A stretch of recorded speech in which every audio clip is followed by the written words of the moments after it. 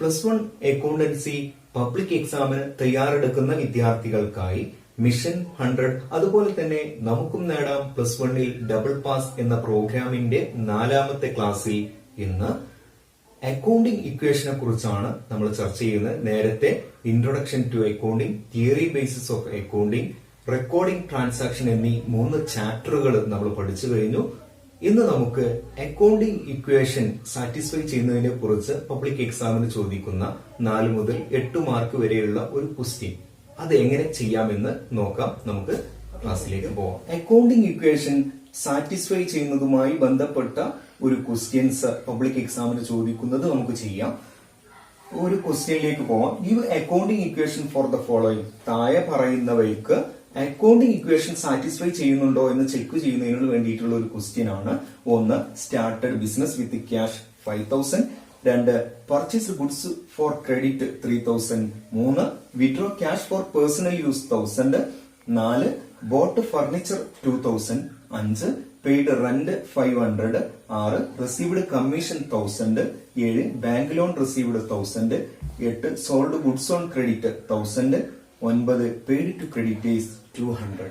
അപ്പൊ ഈ ഒരു ക്വസ്റ്റ്യൻ വെച്ചുകൊണ്ട് അക്കൗണ്ടിംഗ് ഇക്വേഷൻ സാറ്റിസ്ഫൈ ചെയ്യുന്ന ആ സ്റ്റേറ്റ്മെന്റ് ആണ് നമ്മളോട് വരക്കാൻ പറഞ്ഞിട്ടുള്ളത്. ഇതില് 9ഓളം ഐറ്റം ഉണ്ട്. നിങ്ങൾക്ക് പബ്ലിക് എക്സാമിന് 4, 5, 6 ഐറ്റം മാക്സിമം ചോദിക്കാൻ സാധ്യതയുള്ളൂ. അതുകൊണ്ട് എല്ലാം കൂടെ പറയുന്നതിന് വേണ്ടിയിട്ടാണ് 9 ഐറ്റം നൽകിയിട്ടുള്ളത്. ഇത്തരം ഒരു ക്വസ്റ്റ്യൻ കിട്ടിക്കഴിഞ്ഞാൽ നമ്മൾ ഒരു അക്കൗണ്ടിംഗ് ഇക്വേഷൻ സാറ്റിസ്ഫൈ ചെയ്യുന്നത് കാണിക്കുന്ന ഒരു സ്റ്റേറ്റ്മെന്റ് വരയ്ക്കും. അപ്പൊ നിങ്ങൾ ഇതേപോലെ ഒരു കള്ളി വരച്ചിട്ട് ഇവിടെ ട്രാൻസാക്ഷനെ ക്ലോസ് ചെയ്തിട്ട് ഇവിടെ 2 ഭാഗമായിട്ട് കാണിക്കുക, ഇതിൽ കാണുന്നത് പോലെ. എന്നിട്ട് മുകളിൽ നമ്മൾ asset is equal to liability plus capital. ഇവിടെ അസറ്റിലാണോ ലയബിലിറ്റിയിലാണോ കൂടുതൽ വരുന്നത് എന്നൊക്കെ നോക്കിയിട്ട് ഈക്വൽ സൈന് നിങ്ങൾ കൊടുക്കുക. അത് ക്വസ്റ്റ്യൻ ഒന്ന് വായിച്ച് ഫുൾ ഓഫ് ടൈമിൽ ക്വസ്റ്റ്യൻ വായിച്ചു കഴിഞ്ഞാൽ നിങ്ങൾക്ക് മനസ്സിലാവും. ഇവിടെ ട്രാൻസാക്ഷൻ കൊടുക്കുക. എന്നിട്ട് നമ്മൾ ഒന്നാമത്തേത് നോക്കുക. ഈ താഴെ കാണുന്ന ക്യാഷും സ്റ്റോക്കും ഫർണിച്ചറും ഡെപ്റ്റേഴ്സും നിങ്ങൾ ക്വസ്റ്റ്യനെ ബേസ് ചെയ്തുകൊണ്ടാണ് കാണിക്കേണ്ടത്. അപ്പൊ ക്വസ്റ്റ്യൻ വായിച്ചിട്ട് ഇത് കൊടുക്കാൻ പാടുള്ളൂ. അത് ഞാൻ പറയുമ്പോൾ നിങ്ങൾക്ക് മനസ്സിലാവും. ഒന്നാമത്തേത് സ്റ്റാർട്ടഡ് ബിസിനസ് വിത്ത് ക്യാഷ് ₹5000 ആണ്. ഒരാള് ബിസിനസ് 5000 രൂപ വെച്ചുകൊണ്ട് തുടങ്ങി. ബിസിനസ് 5000 രൂപ വെച്ചുകൊണ്ട് തുടങ്ങി കഴിഞ്ഞാൽ ബിസിനസ്സിലേക്ക് ക്യാഷ് എന്ന് പറയുന്ന അസറ്റ് വരും. അതുപോലെ ഉടമസ്ഥൻ കൊണ്ടുവന്ന ധനമായതുകൊണ്ട് ക്യാപിറ്റലും വരും. അപ്പൊ നമ്മള് അസറ്റിന്റെ ഭാഗത്ത് ക്യാഷ് എന്ന് കാണിക്കണം, ലയബിലിറ്റി സൈഡില് ക്യാപിറ്റലിനെയും കാണിക്കണം. അപ്പൊ അത് അവിടെ തീർന്നു. ഇനി രണ്ടാമത്തേത് പർച്ചേസ്ഡ് ഗുഡ്സ് ഫോർ ക്രെഡിറ്റ് ആണ്. കടത്തിന് സാധനങ്ങൾ വാങ്ങി. സാധനങ്ങൾ വാങ്ങുമ്പോൾ സ്ഥാപനത്തിലേക്ക് ഗുഡ്സ് അഥവാ സ്റ്റോക്ക് ആണ് വരിക. അപ്പൊ നമ്മൾ സ്റ്റോക്കിനെ കാണിക്കണം. രണ്ടാമത്തേത് കടത്തിനാണ്. കടത്തിനായതുകൊണ്ട് തന്നെ നമ്മൾ പൈസ കൊടുക്കാനുള്ള ആളെ നമ്മൾ പറയുന്ന പേരാണ് ക്രെഡിറ്റേഴ്സ്. അപ്പൊ ലയബിലിറ്റി സൈഡിൽ ക്രെഡിറ്റേഴ്സിനെ കാണിക്കണം. ക്രെഡിറ്റേഴ്സിനെയും കൂടെ കാണിക്കാം. ഇനി അതുപോലെ withdraw cash for personal use, വ്യക്തിപരമായ ആവശ്യത്തിന് അല്ലെങ്കിൽ സ്വന്തം ആവശ്യത്തിന് വേണ്ടിയിട്ട് പിൻവലിച്ചു. എത്ര? 1000 രൂപ. ഉടമസ്ഥൻ പിൻവലിച്ചു കഴിഞ്ഞാൽ ബിസിനസ്സിൽ നിന്നും ക്യാഷ് കുറയും. അപ്പൊ ആ ക്യാഷ് ഇവിടെ കുറയുന്നത് കാണിക്കാൻ ക്യാഷ് ഇവിടെ ഉണ്ട്. മറ്റൊന്ന് ക്യാപിറ്റലിൽ നിന്നാണ് കുറയുക. അതുകൊണ്ട് ക്യാപിറ്റൽ ഇവിടെ നമ്മൾ കാണിച്ചിട്ടുണ്ട്. ഇനി അതിനെ കാണിക്കേണ്ട. പിന്നെ ബോട്ട് ഫർണിച്ചർ. ഫർണിച്ചർ നമ്മൾ വാങ്ങി. ഫർണിച്ചർ ക്രെഡിറ്റ് ഒന്നും പറഞ്ഞിട്ടില്ല, അതുകൊണ്ട് ക്യാഷിനാണ് വാങ്ങിയത്. ഫർണിച്ചറിനെ നമ്മൾ കാണിക്കുക. ബിസിനസ്സിലേക്ക് ഫർണിച്ചർ എന്ന അസറ്റ് വരും. നമ്മൾ ക്യാഷ് കൊടുക്കുമ്പോൾ ക്യാഷ് ആണ് കുറേ, അതുകൊണ്ട് ഇനി അതിനെ കാണിക്കേണ്ട ആവശ്യമില്ല. ഇനി അഞ്ചാമത്തേത് പെയ്ഡ് റെന്റ് ആണ്. റെന്റ് കൊടുക്കുന്ന സമയത്ത് നമുക്കറിയാം ക്യാഷും കുറയും, മറ്റൊന്ന് ക്യാപിറ്റലുമാണ് കുറയുക. അതുപോലെ തന്നെ റിസീവ്ഡ് കമ്മീഷൻ. കമ്മീഷൻ ലഭിച്ചു കഴിഞ്ഞാൽ, കമ്മീഷൻ എന്ന് പറഞ്ഞാൽ ക്യാഷ് ആയിട്ട് കിട്ടുന്നതാണ്, ക്യാഷിലാണ് കൂടുക, അത് ഇവിടെ ഉണ്ട്. മറ്റൊന്ന് കമ്മീഷൻ കിട്ടുന്നത് ഉടമസ്ഥനാണ്, അതുകൊണ്ട് ക്യാപിറ്റലിലാണ് കൂടുക. ഇനി bank loan received. Bank loan ലഭിക്കുന്ന സമയത്ത് നമുക്ക് ക്യാഷ് കിട്ടും, മറ്റൊന്ന് ബാങ്ക് ലോൺ എന്ന ലയബിലിറ്റി ഉണ്ടാവും, അതുകൊണ്ട് ഇവിടെ ബാങ്ക് ലോണിനെയും കാണിക്കുക. അപ്പം ക്രെഡിറ്റേഴ്സ്, ബാങ്ക് ലോൺ, ക്യാപിറ്റൽ കാണിച്ചു.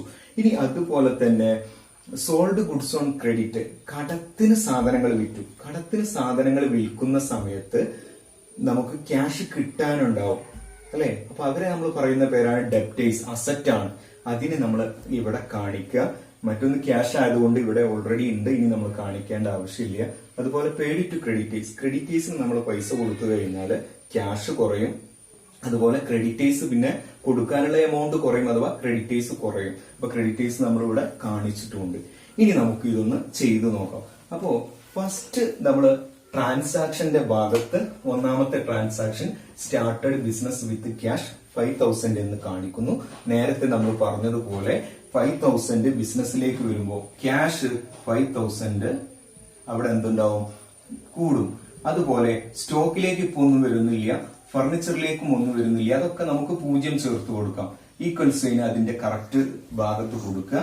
ക്രെഡിറ്റേഴ്സിൽ ഒന്നും സംഭവിക്കുന്നില്ല, ബാങ്ക് ലോൺ ഇപ്പൊ വരുന്നില്ല. അതുപോലെ ക്യാപിറ്റൽ 5000 വരുന്നു. ഇത്രയും കാണിക്കാൻ. അപ്പൊ ഒന്നാമത്തെ ട്രാൻസാക്ഷൻ നമ്മൾ അക്കൗണ്ടിങ് ഇക്വേഷൻ സാറ്റിസ്ഫൈ ചെയ്യുന്നു. 5000 അസറ്റിലുണ്ട്, 5000 ലയബിലിറ്റിയിലുണ്ട്. ഇനി അതുപോലെ രണ്ടാമത്തെ ട്രാൻസാക്ഷനും നമുക്ക് അതേപോലെ കാണിക്കാം. പർച്ചേസ്ഡ് ഗുഡ്സ് ഫോർ ക്രെഡിറ്റ് ആണ്, കടത്തിനാണ് സാധനങ്ങൾ വാങ്ങിയിട്ടുള്ളത്. 3000 ആണ്. അപ്പോ 3000 നമ്മൾ സാധനങ്ങൾ വാങ്ങാണ്. ആ സമയത്ത് നമ്മൾ പൈസ കൊടുത്തിട്ടില്ല. അപ്പൊ പൈസ കൊടുക്കുന്നില്ലെങ്കിൽ പൈസ അവിടെ 0 ഇനി അതുപോലെ സ്റ്റോക്ക്, സാധനങ്ങൾ വാങ്ങുന്ന സമയത്ത് സ്ഥാപനത്തിലേക്ക് സ്റ്റോക്ക് 3000 വരും. അതുപോലെ ഫർണിച്ചറില് എന്തെങ്കിലും വരുന്നുണ്ടോ? ഒരു ഫർണിച്ചറും ഇപ്പോ വരുന്നില്ല, ഡെപ്റ്റേഴ്സ് വരുന്നില്ല. അതുപോലെ തന്നെ പൈസ നമുക്ക് കൊടുക്കാനുണ്ട്, അവരെ നമ്മൾ പറയുന്ന പേരാണ് ക്രെഡിറ്റേഴ്സ്. അതുകൊണ്ട് തന്നെ 3000 ക്രെഡിറ്റേഴ്സ് വരും. ഇവിടെ ബാങ്ക് ലോൺ അത് വരുന്നില്ല, ക്യാപിറ്റൽ വരുന്നില്ല. എന്നിട്ട് നമുക്ക് ഇതിനെ ക്രോസ് ചെയ്യാം. ക്രോസ് ചെയ്യാൻ വേണ്ടി ഒരു വര വരച്ചിട്ട് നമുക്ക് ആഡ് ചെയ്യാം. 5000 plus 0 5000, 0 plus 3000 3000, 0 plus 0 0, 0 plus 0 0, then 0 plus 3000 3000, 0 plus 0 0, 5000 plus 0 5000. അത്രയും കഴിഞ്ഞാൽ മൂന്നാമത്തേത് നോക്കാം. വിഡ്രോ ഫോർ പേഴ്സണൽ യൂസ്, വ്യക്തിപരമായ ആവശ്യത്തിന് വേണ്ടിയിട്ട് പിൻവലിച്ചാൽ ബിസിനസ്സിൽ നിന്ന് ക്യാഷ് കുറയും. അപ്പൊ നമ്മൾ ക്യാഷിൽ 1000 കുറച്ചു. അപ്പോൾ ഇവിടെ സ്റ്റോക്കിലൊന്നും സംഭവിക്കുന്നില്ല 0, ഫർണിച്ചറിലൊന്നും സംഭവിക്കുന്നില്ല 0, ഡെപ്റ്റേഴ്സിലൊന്നും സംഭവിക്കുന്നില്ല ആ സമയത്ത്. ദെൻ ക്രെഡിറ്റേഴ്സിലില്ല, ബാങ്ക് ലോണിലില്ല. പിന്നെ പിൻവലിക്കുന്നത് ക്യാപിറ്റലിൽ നിന്നാണ്, അതുകൊണ്ട് -1000 ഇവിടെ കാണിച്ചു. എന്നിട്ട് നമ്മൾ നേരത്തെ ചെയ്തതുപോലെ വീണ്ടും വരക്കുക. 5000 നിന്നും 1000 മൈനസ് കുറച്ച് കഴിഞ്ഞാൽ 4000, then 3000 plus 0 3000, 0 plus 0 0, 0 plus 0 0, 3000 plus 0 3000, 0 plus 0 0, 5000 നിന്നും വീണ്ടും 1000 കുറച്ചു കഴിഞ്ഞാൽ 4000 അല്ലെ. ഇനി നാലാമത്തേത് ബോട്ട് ഫർണിച്ചർ ആണ്. ഫർണിച്ചർ വാങ്ങിക്കഴിഞ്ഞാൽ ക്യാഷിനാണ്, അല്ലെങ്കിൽ ആളുടെ പേര് പറഞ്ഞിട്ടുണ്ടാവും, അതുകൊണ്ട് തന്നെ ക്യാഷിനാണ്. അപ്പൊ നമ്മൾ ബോട്ട് ഫർണിച്ചർ എന്ന് കാണിക്കുന്നു. ക്യാഷ് കൊടുത്തു 3000 -3000 എന്ന് കാണിച്ചു. സ്റ്റോക്കിൽ ഒന്നും സംഭവിക്കുന്നില്ല. പിന്നെ ഫർണിച്ചർ എന്ന് പറയുന്ന ഒരു അസറ്റ് സ്ഥാപനത്തിലേക്ക് വരുമ്പോൾ ഫർണിച്ചറിൽ പ്ലസ് 3000, ഡെപ്റ്റേഴ്സിൽ 0, ക്രെഡിറ്റേഴ്സിൽ 0, ബാങ്ക് ലോണിൽ 0, ക്യാപിറ്റലിൽ 0. ഇത്രയും കഴിഞ്ഞു. നമുക്കറിയാം ഫർണിച്ചർ വാങ്ങുന്ന സമയത്ത് ക്യാഷ് കൊടുക്കുന്നു, അതുപോലെ ആ അസറ്റ് വരുന്നു. അപ്പോ ക്യാഷ് കുറച്ചു, അസറ്റ് വന്നതായിട്ടും കാണിച്ചു. ഇനി അടുത്തത് പെയ്ഡ് റെന്റ് ആണ്. റെന്റ് കൊടുക്കുന്ന സമയത്ത്, റെന്റ് കൊടുക്കുന്നത് ക്യാഷ് എടുത്തുകൊണ്ടാണ്, അതുകൊണ്ട് തന്നെ ക്യാഷിൽ 500 കുറഞ്ഞു. പിന്നെ സ്റ്റോക്ക്, ഫർണിച്ചർ, ഡെപ്റ്റേഴ്സ് ഒക്കെ 0, ക്രെഡിറ്റേഴ്സ്, ബാങ്ക് ലോൺ 0. പിന്നെ എവിടെന്നാ കൊടുക്കുക? ക്യാപിറ്റലിൽ നിന്നാണ്, അഥവാ ഉടമസ്ഥന്റെ ധനം എടുത്തുകൊണ്ടാണ് റെന്റ് കൊടുക്കുന്നത്. അതുകൊണ്ട് 500 ക്യാപിറ്റലിൽ കുറച്ച് കാണിച്ചു. നേരത്തെ നമ്മൾ പറഞ്ഞതുപോലെ തന്നെ എന്ത് ചെയ്യുന്നു? 1000 നിന്നും 500 കുറച്ചു. 500, 3000 plus 0 3000, 3000 plus 0 3000, 0 plus 0 0, 3000 plus 0 3000, 0 plus 0 0, then 4000 നിന്നും 500 കുറച്ചുകൊണ്ട് 3500 എന്ന് കാണിക്കുന്നു. ഇനി അതുപോലെ തന്നെ റെസീവ്ഡ് കമ്മീഷൻ. അടുത്ത ചോദ്യം റെസീവ്ഡ് കമ്മീഷൻ ആണ് 1000 ആയതുകൊണ്ട് തന്നെ റെസീവ്ഡ് കമ്മീഷൻ എന്ന് നമ്മൾ കാണിക്കുന്നു. കമ്മീഷൻ കിട്ടുന്ന സമയത്ത് സ്ഥാപനത്തിലേക്ക് ക്യാഷ് വരുന്നു, ക്യാഷിനെ കാണിച്ചു. പിന്നെ സ്റ്റോക്ക്, ഫർണിച്ചർ, ഡെപ്റ്റേഴ്സ് ഒന്നും വരുന്നില്ല, അതിലൊക്കെ 0 ചെയ്തു. ദെൻ ക്രെഡിറ്റേഴ്സിലും ബാങ്ക് ലോണിലും ഒന്നും വരുന്നില്ല, അവിടെയും 0 കാണിച്ചു. ഇനി എന്താണ്? കമ്മീഷൻ കിട്ടുമ്പോൾ സ്ഥാപനത്തിലെ ഉടമസ്ഥനാണ് അത് കിട്ടുന്നത്. അതുകൊണ്ട് തന്നെ അദ്ദേഹത്തിന്റെ ക്യാപിറ്റൽ കൂടും. ആയതുകൊണ്ട് ക്യാപിറ്റലിൽ നമ്മൾ 1000 കാണിക്കുന്നു. വീണ്ടും നമ്മൾ ക്രോസ് ചെയ്യുന്നു, ആഡ് ചെയ്യുന്നു. 500 1000 1500 3000 പ്ലസ് 0 3000 3000 പ്ലസ് 0 3000 0 പ്ലസ് 0 അതേപോലെ 3000 പ്ലസ് 0 3000 0 പ്ലസ് 0 0 then 3500 പ്ലസ് 1000 4500 എന്ന് കാണിച്ചു. ഇത്രയും കഴിഞ്ഞാൽ അടുത്തത് ബാങ്ക് ലോൺ റിസീവ്ഡ് ആണ്. ഏഴാമത്തേത് ബാങ്ക് ലോൺ റിസീവ് ചെയ്യുമ്പോൾ സ്ഥാപനത്തിലേക്ക് ക്യാഷ് ലഭിക്കും. അപ്പൊ നമ്മള് ക്യാഷ് കാണിക്കുന്നു. ബാങ്ക് ലോൺ റിസീവ്ഡിന്റെ 1000 കാണിച്ചു, പ്ലസ് സ്റ്റോക്കിൽ 0, ഫർണിച്ചറിലൊന്നും ഒന്നും സംഭവിക്കുന്നില്ല, ഡെപ്റ്റേഴ്സിലൊന്നും സംഭവിക്കൂല, ക്രെഡിറ്റേഴ്സിലും ഒന്നും സംഭവിക്കില്ല. ബട്ട് ബാങ്ക് ലോൺ സ്വീകരിച്ചു കഴിഞ്ഞാൽ ബാങ്ക് ലോൺ എന്ന ലാബിലിറ്റി നമ്മൾ കൊടുക്കാനുണ്ടാവും. ബാങ്ക് ലോണിന്റെ സ്ഥാനത്ത് അത് കാണിക്കാം. 1000 കാണിച്ചു, ക്യാപിറ്റലിൽ 0 ആണ്. പിന്നീട് നമ്മൾ വീണ്ടും ക്രോസ് ചെയ്യുന്നു. 1500 1000 2500 3000 0 3000 3000 0 3000 0 പ്ലസ് 0 0 3000 0 3000 then 0 പ്ലസ് 1000 1000 4500 പ്ലസ് 0 4500 അത്രയും കാണിച്ചു കഴിഞ്ഞു. ഇവിടെ ബാങ്ക് ലോൺ റിസീവ് ചെയ്യുമ്പോൾ ഒന്ന് ക്യാഷും കൂടും, അതുപോലെ തന്നെ ബാങ്ക് ലോണും ലാബിലിറ്റിയും കൂടും. ഇനി അതുപോലെ സോൾഡ് ഗുഡ്സ് ഓൺ ക്രെഡിറ്റ്, കടത്തിന് സാധനങ്ങൾ വിറ്റ് കഴിഞ്ഞാൽ, കടത്തിന് സാധനങ്ങൾ വിൽക്കുമ്പോൾ നമുക്ക് ക്യാഷ് കിട്ടൂല. അതുകൊണ്ട് തന്നെ ക്യാഷിൽ 0 ആണ്. പിന്നെ സാധനങ്ങൾ വിൽക്കുമ്പോൾ സ്റ്റോക്ക് കുറയും. അതുകൊണ്ട് തന്നെ -1000 1000 രൂപയുടെ സ്റ്റോക്ക് കുറഞ്ഞു. പിന്നെ ഫർണിച്ചറിലൊന്നും സംഭവിക്കുന്നില്ല. ഈ കടത്തിന് വിറ്റ് കഴിഞ്ഞാൽ നമുക്ക് ക്യാഷ് തരാനുള്ള ആളുകൾ ഉണ്ടാവും. അവർ നമ്മൾ പറയുന്ന പേരാണ് ഡെപ്റ്റേഴ്സ്. ബിസിനസ്സിലേക്ക് പണം തരാനുള്ള ആളുകളെ ഡെപ്റ്റേഴ്സ് എന്ന് പറയുന്നു എന്ന് നമ്മൾ കഴിഞ്ഞ ക്ലാസ്സിൽ പഠിച്ചു.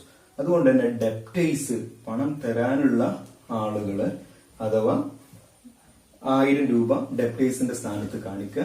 ക്രെഡിറ്റേഴ്സിൽ ഇല്ല, ബാങ്ക് ലോൺ ഇല്ല, ക്യാപിറ്റൽ 0. വീണ്ടും നമ്മൾ ക്രോസ് ചെയ്യുന്നു.